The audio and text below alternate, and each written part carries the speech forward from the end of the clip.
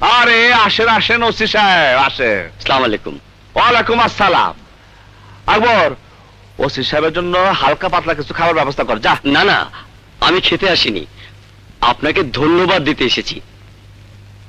OC সাহেব কি যে কর, মাস্তান গো আবার ধন্যবাদ। মাস্তান গো ধরা দেবার জন্য আপনারা পুরস্কার ঘোষণা করেন, তার উপর আবার সাংবাদিক ভাই, তারপর তো লেখালেখি করে একেবারে ফ্রন্ট পেজ। কি যে বলেন, আপনি এতগুলো অস্ত্র ধরিয়ে দিয়ে দেশের এত বড় একটা উপকার করলেন, কিন্তু আজ আমি আমার নিজের একটা উপকারের জন্য আপনার কাছে এসেছি।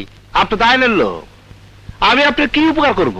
আপনি একটু উপরে বলে আমাকে এখান থেকে ট্রান্সফার করিয়ে দিন। কেন? এখানে আমার কোনো কাজ নেই, সবাই বিচারের জন্য আপনার কাছে আসে, আপনি বিচার করে দেন। গুন্ডা বদমাস চোর ছ্যাচোর সব সোজা হয়ে গেছে।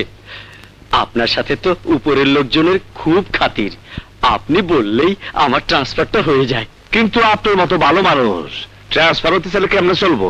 আপনাকে একটা সত্য কথা বলি, খুব সিক্রেট। 10 লক্ষ টাকা খরচ করে এখানকার ওসি জব্বারকে খুলনায় ট্রান্সফার করিয়ে তারপর আমি এখানে এসেছিলাম। কারে এখান থেকে ট্রান্সফার করেছেন? ওসি জব্বার?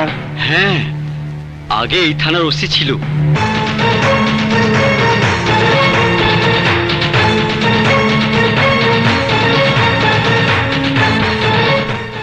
জব্বার এখন খুলনায় আছে না?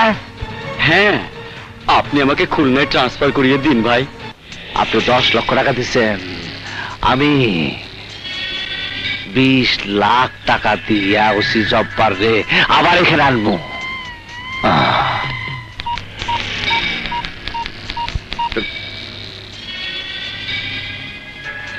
হ্যালো, আসসালামু আলাইকুম।